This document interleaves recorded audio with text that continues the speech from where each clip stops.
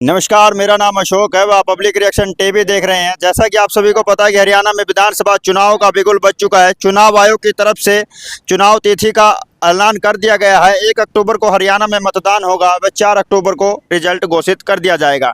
तो सभी जो नेता हैं टिकट की मांग कर रहे हैं, जिन्होंने कांग्रेस की तरफ से भी आवेदन किया हुआ है। अगर हम आदमपुर हल्के की बात करें तो 42 से जो उम्मीदवार है जिन्होंने कांग्रेस की टिकट पर यहाँ से आवेदन किया हुआ है। और बीजेपी से हम बात करें तो भव्य बिश्नोई को दोबारा यहाँ से मौका मिल सकता है, या कुलदीप परिवार जिसको चुनाव लड़ाना चाहे बीजेपी उसको मैदान में उतारने की पुरजोर कोशिश करेगी, क्योंकि ये रहा है कुलदीप बिश्नोई जिस पार्टी में रहे हैं उसी पार्टी से आदमपुर से उन्हीं के परिवार को लड़ाया गया है।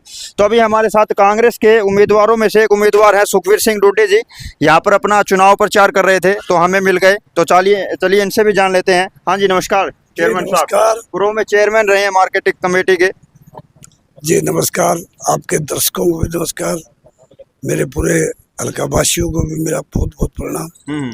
हाँ, चुनाव प्रचार में आप लगे हुए हैं तो क्या लगा, क्या मिजाज लगा आपकी बार लोगों का? अब की बार लोगों का 60% लोग जो है वो कांग्रेस पार्टी को लाना चाहते हैं। अच्छा जी। कांग्रेस पार्टी क्यों? मतलब जाना तो होगा ना, क्यों लाना चाहते लोग? क्योंकि बीजेपी से लोग इतने परेशान हो गए। हमने भी 22 साल तक पूजा की है। जिस पार्टी के लिए हमने 22 साल तक सिंचा उसको हम भी छोड़ के आगे, तब आम बरकर का तो बंटना भी क्या था ना। तो हम इसीलिए छोड़ के आए थे। बिल्कुल, कि बहुत ज्यादा परेशानी झेल नहीं पाए। तो फिर हमने कहा भाई चलो अभी त्याग कर दो। लगातार लोगों ने काफी कहा कि सरकार छोड़ के जा रहे हो आप। कमाल की बात है, लोग सरकार में शामिल हो रहे हैं। कांग्रेसी लोग तो आ रहे हैं बोले बीजेपी में, और आप बीजेपी को छोड़ करके कांग्रेस में जा रहे हो। ये कौन सा आपने पॉइंट दे दिया। मैंने कहा देखो, मैं विचारधारा लड़ाई लड़ रहा हूँ। अब कांग्रेस की विचारधारा से मैं सहमत हूँ। तो कहना कि पहले कहाँ गए थे, मैंने पहले वो बहुत बात की बात हो चुकी है वो तो।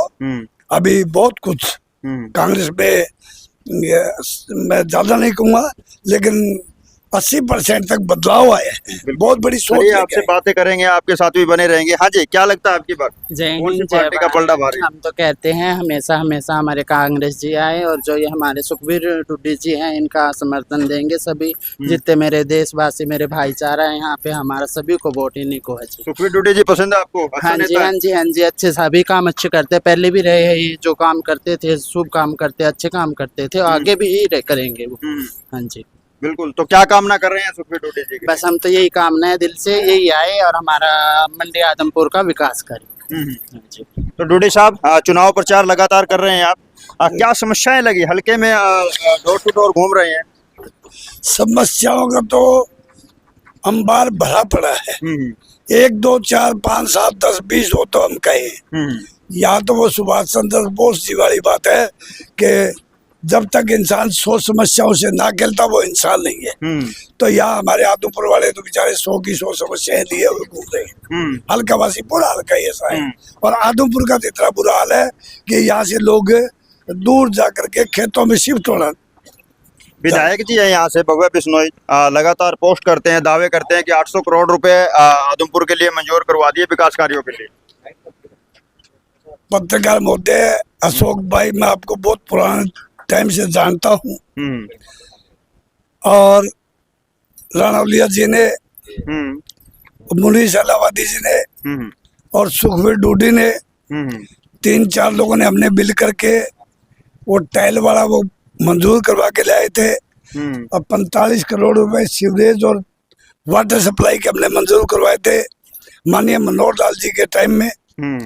उस वक्त भी हमने इतना धक्के खा करके वो थोड़ा सा एक नाला बना था, बाकी सारा काम पेंडिंग में रह गया। दोबारा सरकार आने के बाद तो इतना कुछ हुआ कि दोबारा सरकार आने के बाद मैं आपको यकीन बताऊं, आप चाहे कोई रिकॉर्ड निकाल के देख लेना, मैं दोबारा सरकार से जब मनोहर लाल जी ले रहे तो मुनीष जी ने, कई लोगों ने कहा कि यार चल डूडी चंडीगढ़ चलते, अपनी दोबारा सरकार बन रही है।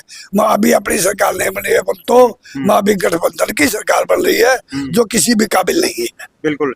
आवेदन की हम बात करें तो कांग्रेस पार्टी ने उम्मीदवारों से आवेदन मांगा था। 42 आवेदन आदमपुर हल्के से गए हैं, तो कैसे बेस्ट मानते हैं उनमें से? देखो, अपने आप को कैसे बेस्ट मानते हैं, कैसे टिकट की दौड़ में मानते हैं? मैं आपको ये बता रहा हूँ कि हमारी पार्टी में इतना एक मतलब कवरेज बढ़ चुका है, सभी को ये घमंड है। सभी को विश्वास है, सभी मेहनत कर रहे हैं। वो चाहते हैं कि वो हो सकता है मेरे को टिकट मिल जाए तो हम जो है वो लड़ाई लड़ेंगे। मेरे से पूछते थे, मैंने कहा भाई आप काम करो और टिकट के दावेदार बनो, काम करोगे तो टिकट के दावेदार बनोगे। तो बोले जी सभी को तो नहीं मिलेगी, सभी को नहीं मिलेगी, लेकिन मान सम्मान मिलेगा। आप काम करोगे तो आपका मान सम्मान बढ़ेगा, पार्टी में आपका नाम चलेगा। आज नहीं तो कल युवा होगा, युवा आगे बढ़ेंगे तो देश का भविष्य भी बढ़िया होगा। विपक्ष में भी ये चर्चाएं हैं, बाजार में भी ये चर्चाएं चल रही है कि अब की बार 42 आवेदनकर्ताओं ने आदमपुर से यानी कि वहाँ पे अपना आवेदन दिया है और एक को टिकट मिलेगी, तो 41 बचे हुए हैं। यही कुलदीप बिश्नोई को जिताने का काम करेंगे, कांग्रेस को हराने का काम करेंगे। ऐसा अशोक, ये मैं आपको दावे के साथ कह रहा हूँ, जितने लोगों ने 22 लोगों ने जो फार्म भरे हैं सभी हमारे भाई हैं, सभी हमारे मुंह लगते हैं और लगभग उम्र में मेरे से सभी छोटे होंगे, मेरे जहाँ तक मानना है। बाकी सभी का तो मैंने वो आकलन तो नहीं निकाला, लेकिन उसके बावजूद भी सभी ने एक स्वर में एक ही बात कही है कि डूडी साहब अपने सभी इकट्ठे होकर के एक मंच के ऊपर काम करेंगे, चाहे वो टिकट किसी को मिल जाए। बिल्कुल। कुलदीप जी कल कह रहे थे कि जो 42 यहाँ से जो कैंडिडेट है जिन्होंने अप्लाई किया है, मैं उनका इंटरव्यू देखा मैंने, तो मैं आपको बता रहा हूँ।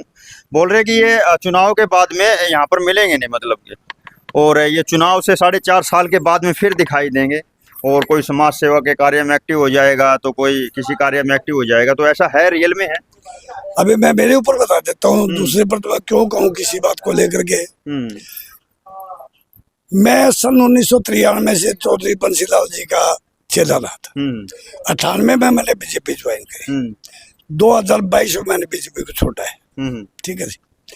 उसके दौरान लगातार 14 से लेकर के और 22 तक मैं सरकार में था और हमेशा ही कहीं भी किसी भी गांव में, चाहे वो स्कूल हो, चाहे वो गौशाला हो, चाहे वो बच्चों का खेल हो, चाहे वो जमा जागरण हो, हर आदमी के प्रोग्राम में जाना आना मेरा बना रहता था।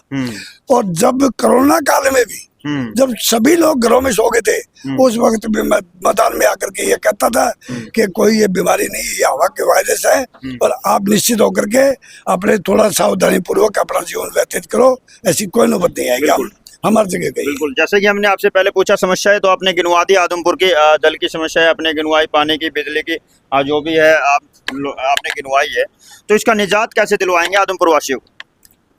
जब हमारी सरकार आ जाएगी ना, उसके ठीक आप एक महीने चौधरी साहब की शपथ लेने के 1 महीने बाद, 1 महीने बाद इसी आदमपुर में यही अशोक इसी स्टेशन के सामने आ जाएगा और मैं बता दूंगा कि ये तकदीर बदल रही है कि ना बदल रही है। बिल्कुल।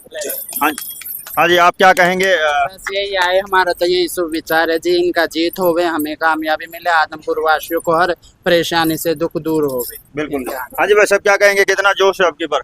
इनकी बार बहुत बढ़िया भाई साहब, कांग्रेस 90 की 90 पूरी की पूरी 90 की 90 बढ़िया है। हमारे अंकल जी है, दिन रात मेहनत कर रहे हैं, हमारे बीच में जाते हैं, सुख दुख के भी साथी है।